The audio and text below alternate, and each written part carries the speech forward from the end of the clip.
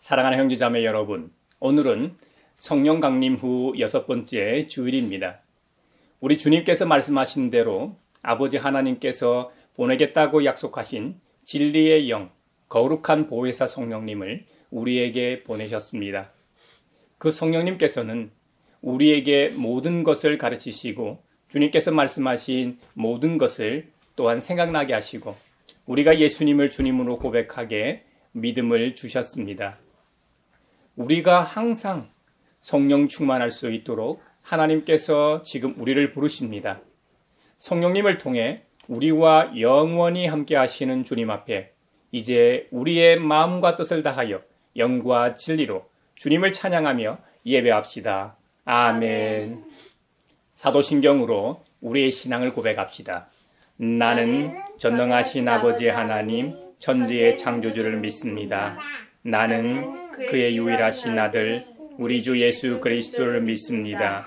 그는 성령으로 잉태되어 동정녀 마리아에게서 나시고 빌라도 고난을 받아 십자가에 못 박혀 죽으시고 장사된 지 사흘 만에 죽은 자 가운데서 다시 살아나셨으며 하늘에 오르시어 전능하신 아버지 하나님 우편에 앉아 계시다가 거기로부터 살아있는 자와 죽은 자를 심판하러 오십니다.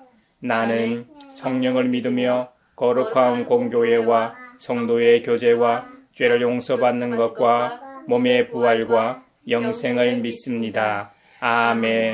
임하소서 임하소서 불과 같은 성령이여 불의 혀로 임하셔서 진리 알게 하시옵고 불세례를 베푸시어 죄의 뿌리 소멸하사 거룩하고 깨끗하게 변화시켜 주옵소서.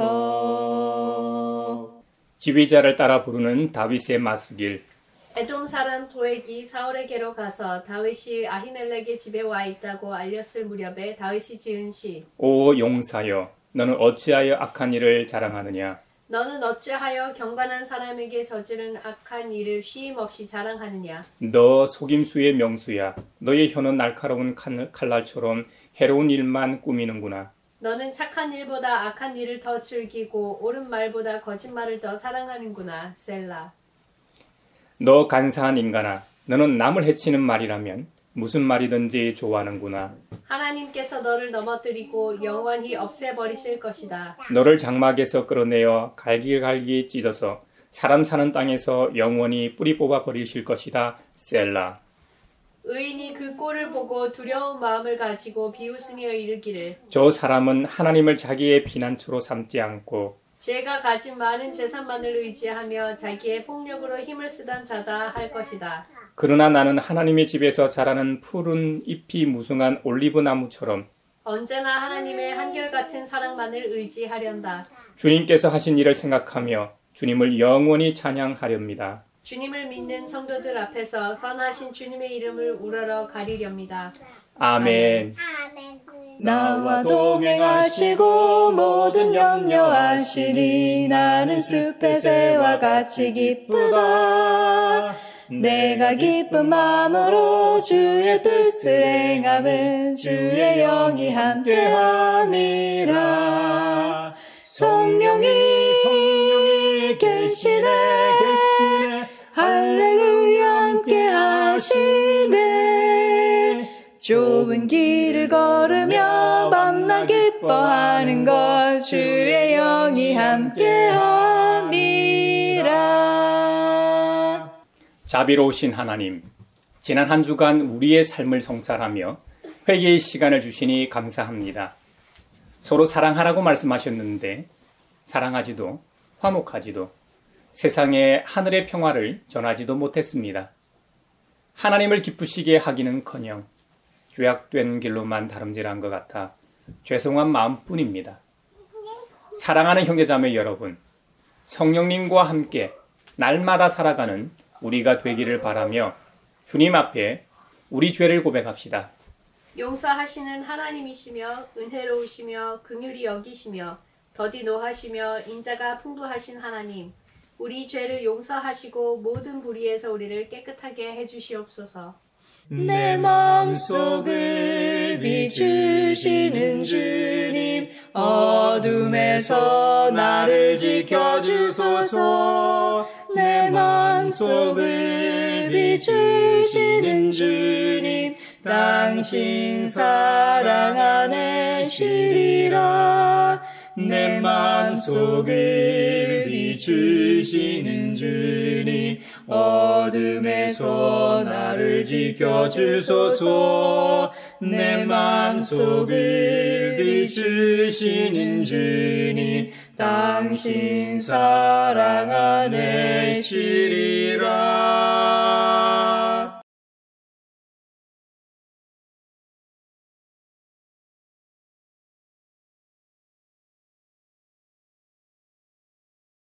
주님의 말씀이 여기 있습니다. 우리 중 누가 정죄의 자리에 설 수 있습니까? 오직 우리를 위해 죽으시고 다시 살아나신 그리스도 우리 주님뿐이십니다. 그 주님께서 나도 너를 정죄하지 아니하노니 가서 다시는 죄를 범하지 말라고 말씀하셨습니다. 그 주님께서 우리의 죄를 용서하셨음을 주님의 이름으로 선언합니다. 아멘. 찬미하여라 오 나의 영혼아,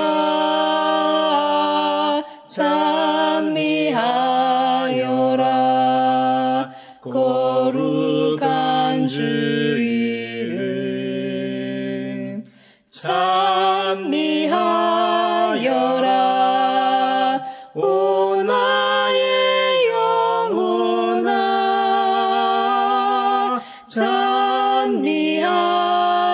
찬미하여라 거룩한 주 이름. 오늘 우리에게 주신 첫 번째 말씀은 아모스 8장 1절에서 2절, 6절에서 7절, 10절에서 12절입니다. 하나님의 말씀을 경청하십시오. 주 하나님이 나에게 다음과 같은 것을 보여주셨다. 보니 여름 과일 한 광주리가 있었다. 주님께서 물으신다. 아모스야, 네가 무엇을 보느냐? 내가 대답하였다. 여름 과일 한 광주리입니다. 주님께서 나에게 말씀하신다. 나의 백성 이스라엘이 끝장났다. 내가 이스라엘을 다시는 용서하지 않겠다.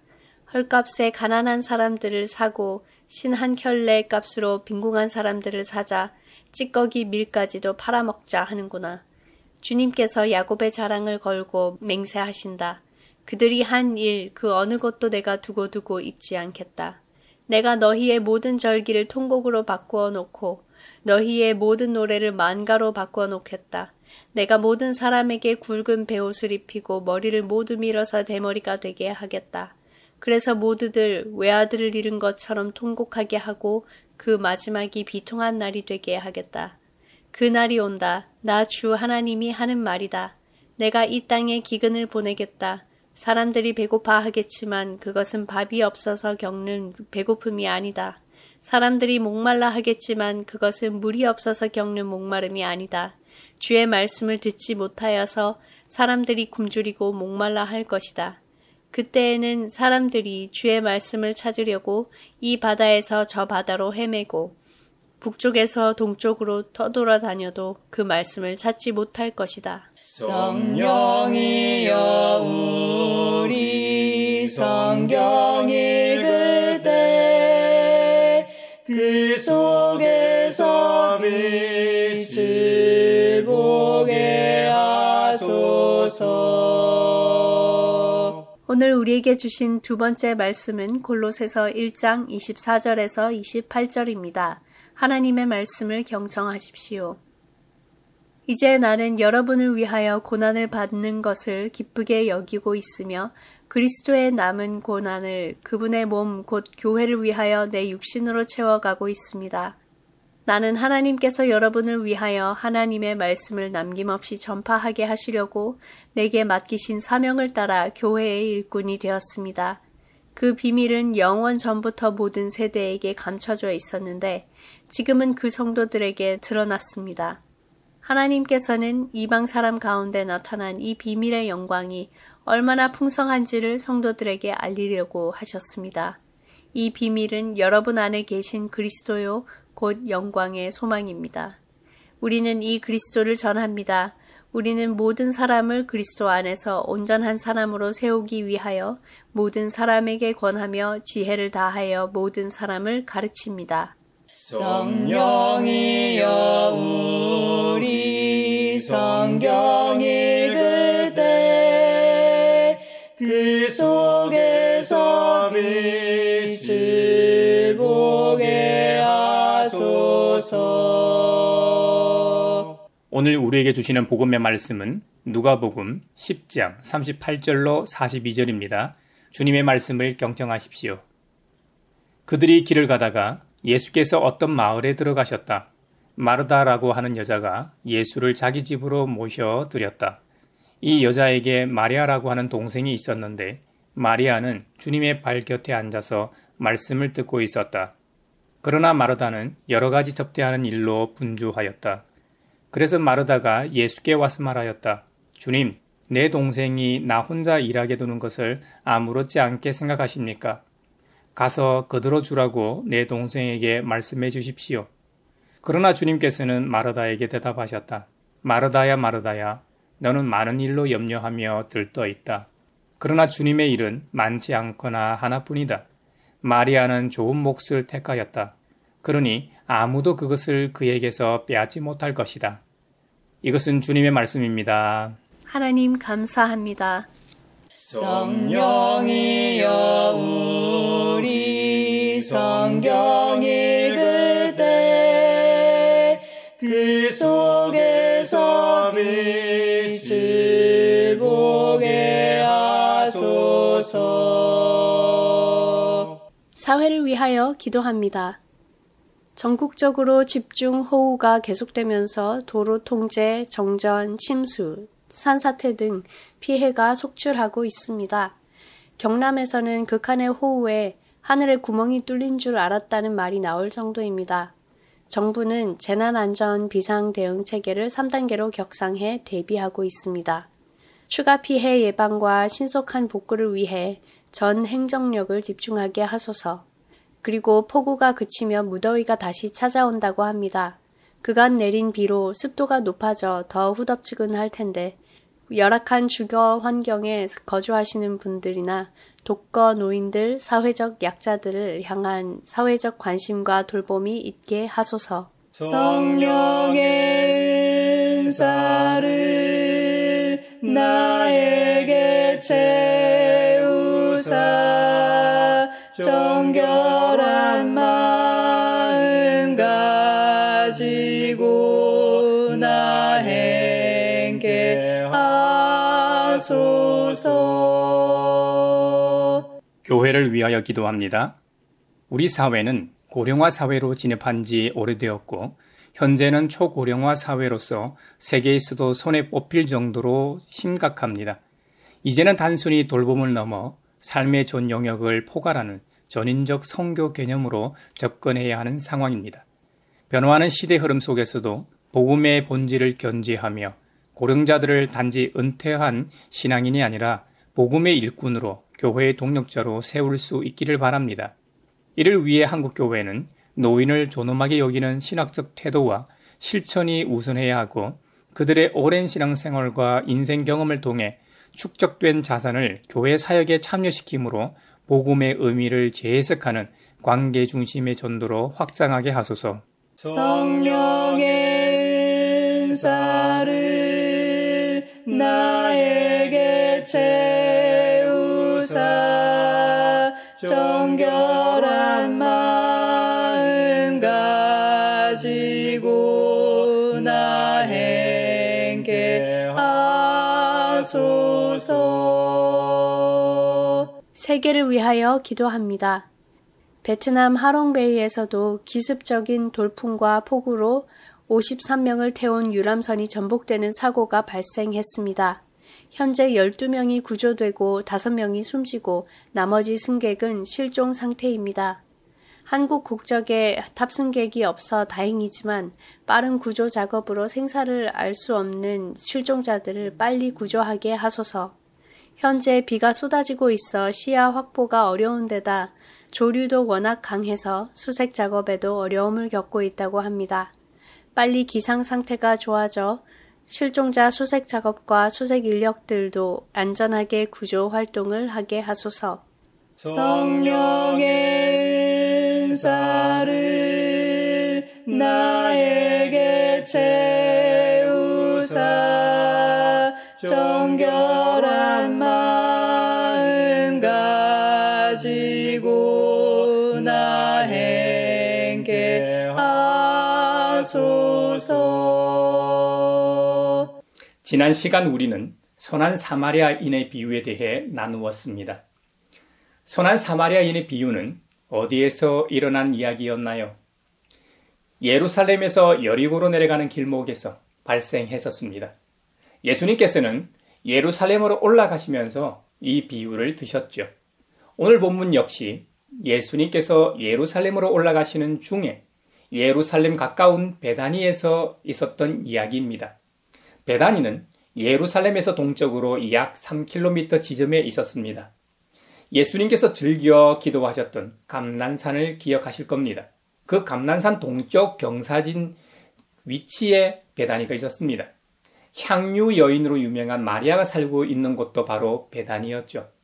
이 베다니는 예수님께도 남다른 장소였습니다. 앞서 말한 것처럼 예수님께서 기도하러 자주 찾으신 기도처였고 예루살렘 목전에 있었기 때문에 예루살렘에 입성하실 때 머무셨던 곳이기도 합니다. 무엇보다 우리 예수님께서 사랑하시는 제자들을 떠나 하늘로 승천하신 곳이 바로 베다니였습니다. 예수님 주위에는 그분에 대해 특심 있는 사람들이 꽤 있었습니다. 그들 중에서도 마르다 마리아 자매는 각별한 믿음과 남다른 애정을 갖고 있는 사람들이었습니다. 잘 알려진 대로 이들 자매는 죽은 나사로의 누이들이었습니다. 여러분이 마르다 마리아 자매였다고 한번 상상해 보십시오. 자신들도 자신이지만 죽은 오라비인 나사로를 주님께서 살리셨습니다. 분명히 자신들이 죽은 것을 확인했고 무덤에 안장된 지 4일이나 지난 시점이었습니다. 그런데 주님께서 무덤으로 가시더니 오빠 나사로를 친히 부르시니 죽었던 오라비 나사로가 수일을 동인 새로 나왔습니다. 기절초풍할 일이 자신들 앞에서 벌어졌습니다. 그러니 마르다 마리아 자매의 예수님을 향한 애정은 12사도보다도 더했으면 더했지 덜하지는 않았을 겁니다. 예수님께서는 예루살렘으로 올라가시는 길에 베다니의 한 마을로 들어가셨습니다.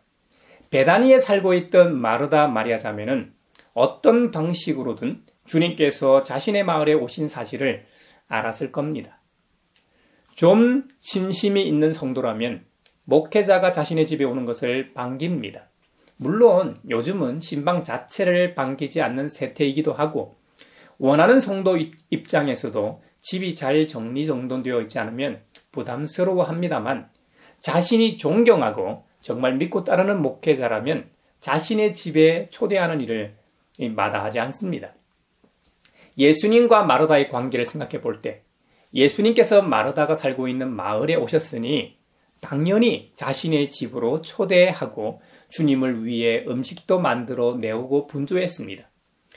손님이 온 상황에서 그것도 가장 귀하고 존귀한 분이 오셨는데도 마르다 자신을 도와 손님 대접할 생각은 하지 않고 예수님 발 곁에 앉아서 말씀을 듣고 있는 동생 마리아가 못마땅했습니다.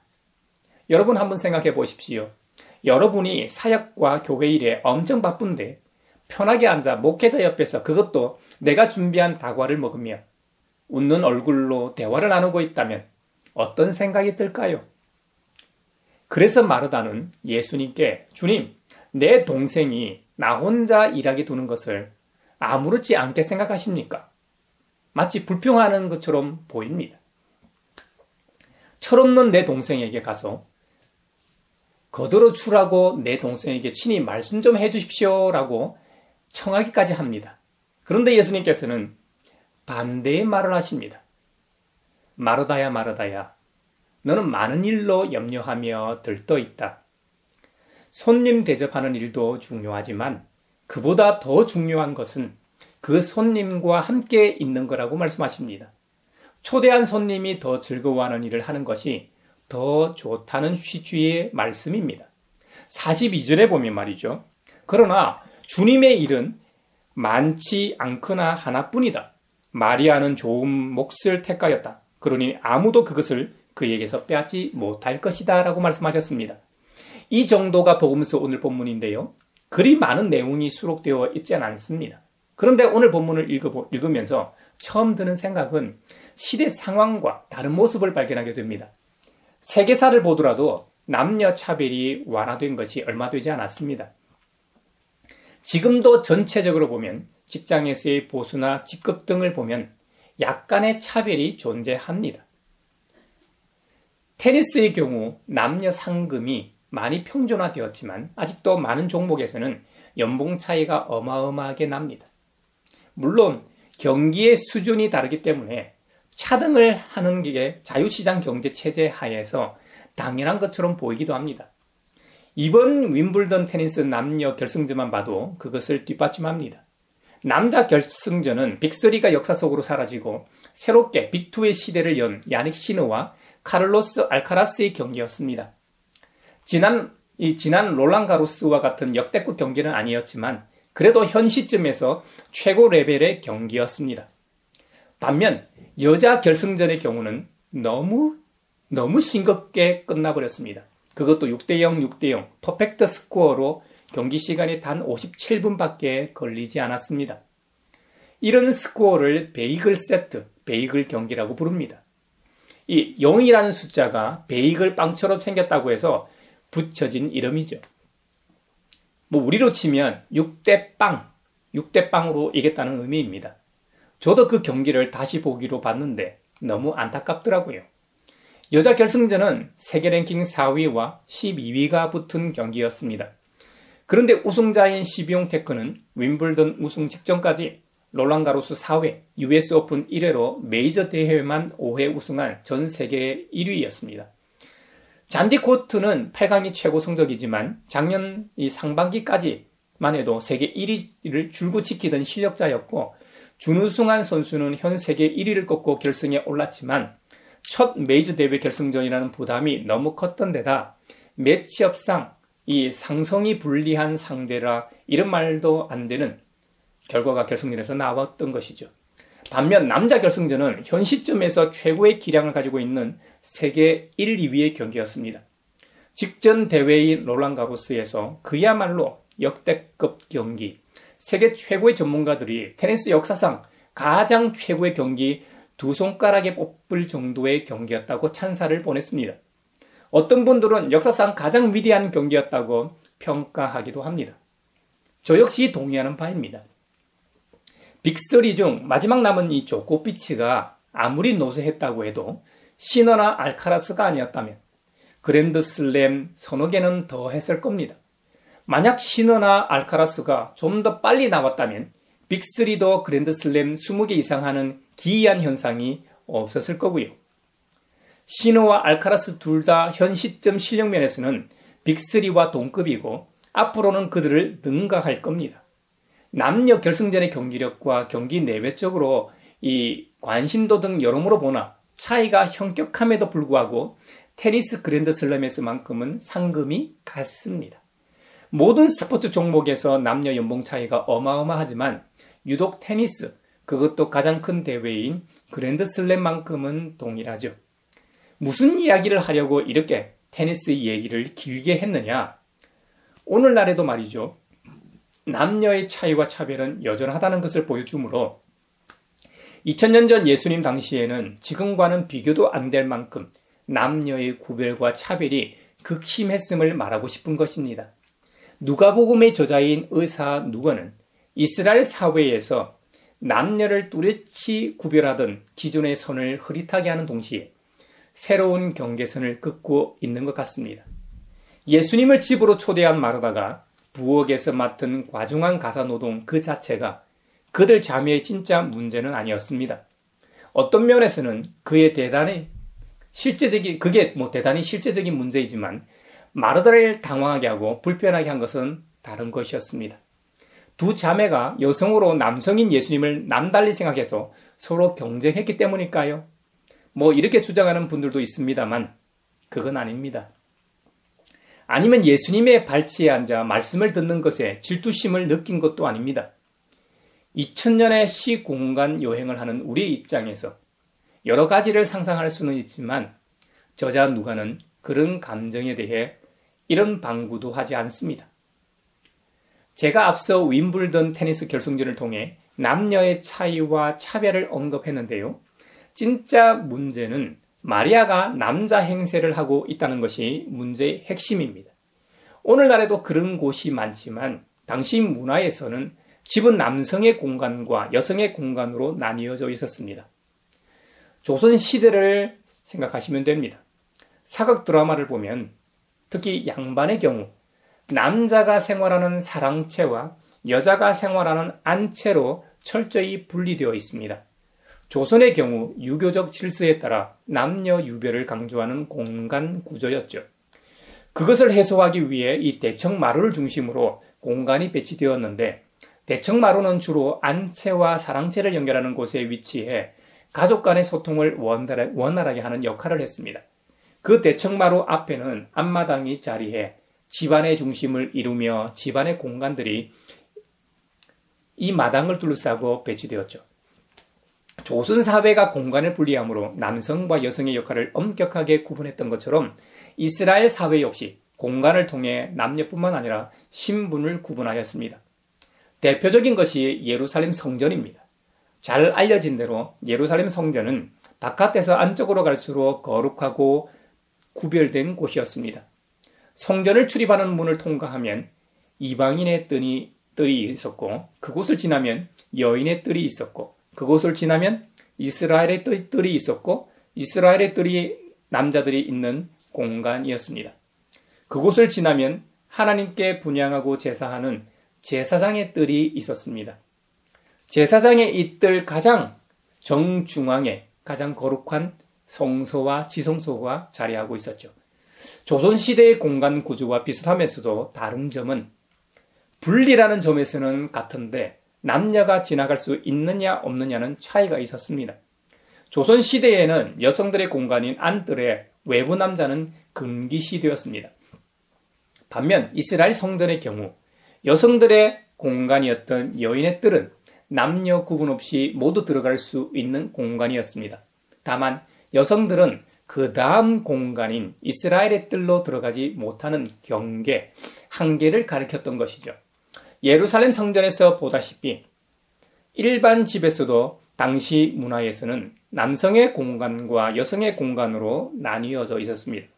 남성과 여성의 역할도 엄격하게 구분되었습니다. 마리아는 보이지는 않았지만 아주 중요한 집안의 경계선을 넘었습니다.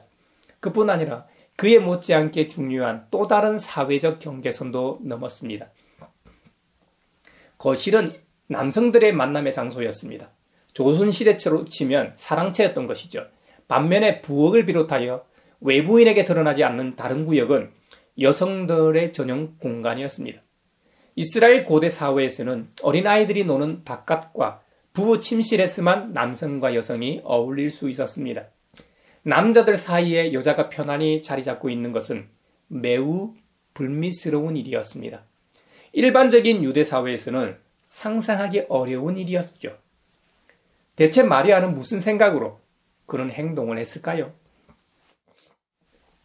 그 모습을 본 언니 마르다 입장에서는 어서 빨리 마리아가 자신에게 할당된 여성 전용 공간으로 돌아가길 바랬던 것이죠. 당시 사회 통념상 스승의 발 곁에 발치에 앉는 것은 분명 남성의 역할이었습니다. 어떤 사람의 발 곁에 앉는다는 것은 우리에게 주는 인상과는 달리 그 사람을 엄청 흠모한다는 의미입니다. 사도 바울이 3차 선교 여행을 마치고 유대 사람들 앞에서 자신을 변호할 때 이런 말을 합니다. 나는 유대 사람으로 길리기아 다소에서 태어나서 이 도시 예루살렘에서 자랐고 가말리엘 선생의 문화에서 우리 조상들의 율법의 엄격한 방식을 따라 교육을 받았습니다 하고 변호하는 장면이 나옵니다. 가말리엘 선생의 문화라는 말의 의미를 조금 의역하면 마리아처럼 가말리엘의 발 곁에 앉아서 배웠다는 말이 됩니다. 바울은 자신이 교육받은 당시 최고의 랍비로 불렸던 가말리엘을 얼마나 흠모했을까요? 바울은 젊은 시절 가말리엘 선생의 가르침에 집중하며 그것을 마음에 새기면서 귀 기울이고 배웠을 겁니다.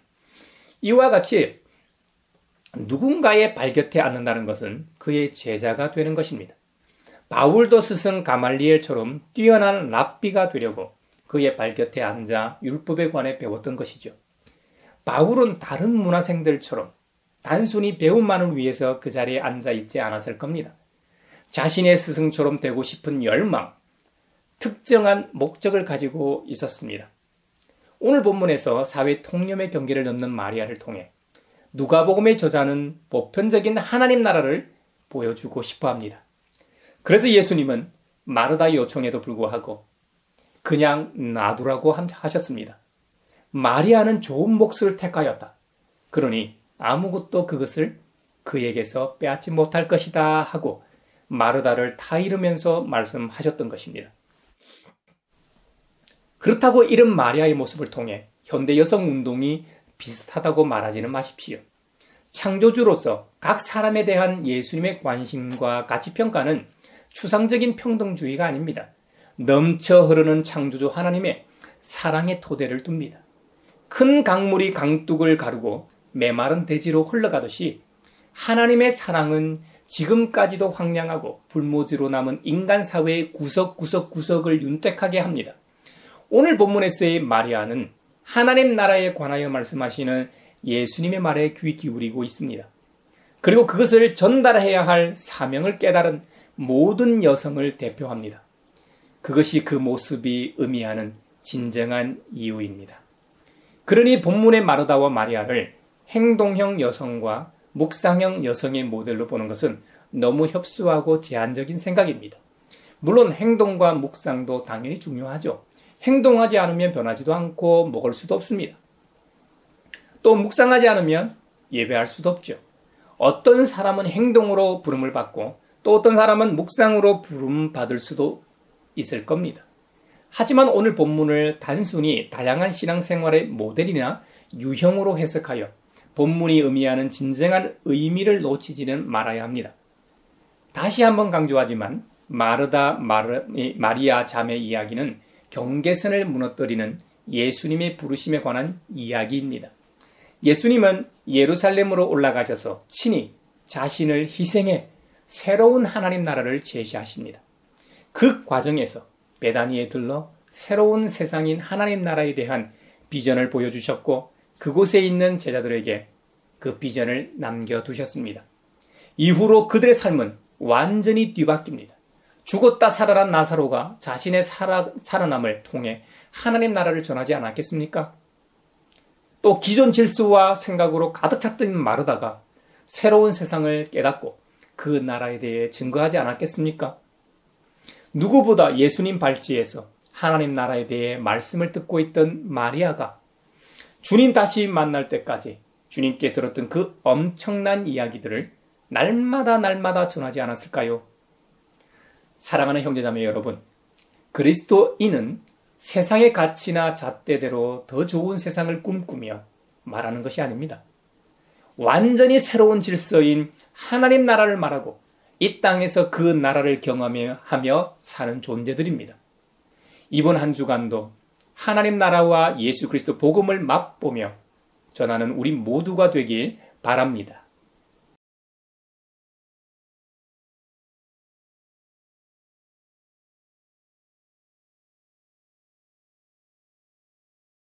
내게 있는 모든 것을 주를 위해 드리네.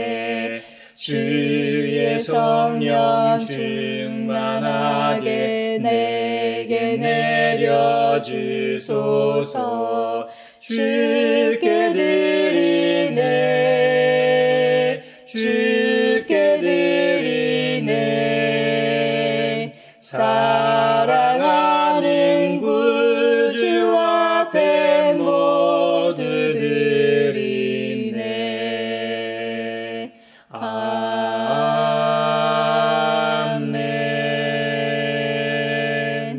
여기에 모인 우리는 우리의 믿음의 역사와 사랑의 수고와 우리 구주 예수 그리스도에 대한 소망의 인내를 여기 봉헌에 담아 올려드립니다.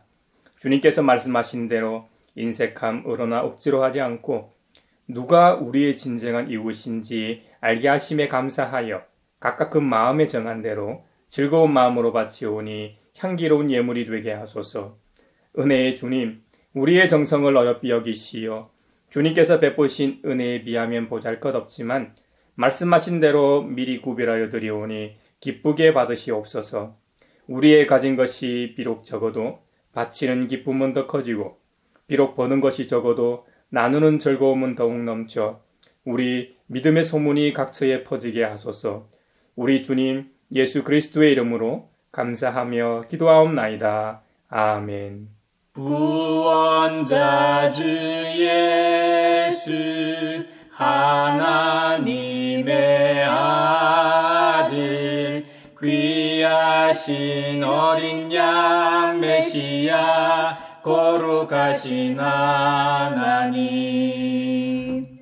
오 하나님 감사해 독생자 주시고 또 성령님 보내사 주의 일을 이루시네. 서로 평화 인사를 나누겠습니다. 주님의 평화를 빕니다. 주님의 평화를 빈다 얘들아. 주님의 평화가 여러분과 함께 하시기를 바랍니다.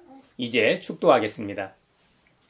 우리를 하나님 나라의 백성으로 부르신 하나님께서 여러분에게 복의 복을 내려주셔서 언제 어디서나 여러분을 지키시기를 원하며 주님께서 그분의 인자한 얼굴을 여러분과 여러분의 자녀와 그 가정에 비추사 필요에 따라 물질과 건강과 은혜 베푸시기를 원하며 주님의 몸된 하나의 거룩하고 보편적인 사도적인 모든 교회와 함께 하시길 원하며 지금 이 시간에도 하나님 나라와 예수 그리스도 복음 전파를 위해 애쓰며 수고하고 있는 모든 선교사들과 함께 하시길 원하며 오늘 말씀처럼 세상의 통념과 경계를 넘어 하나님 나라의 비전을 품고 세상으로 나아가는 사람들 위에 평강 주시기를 성부와 성자와 성령의 이름으로 축원하옵나이다. 아멘.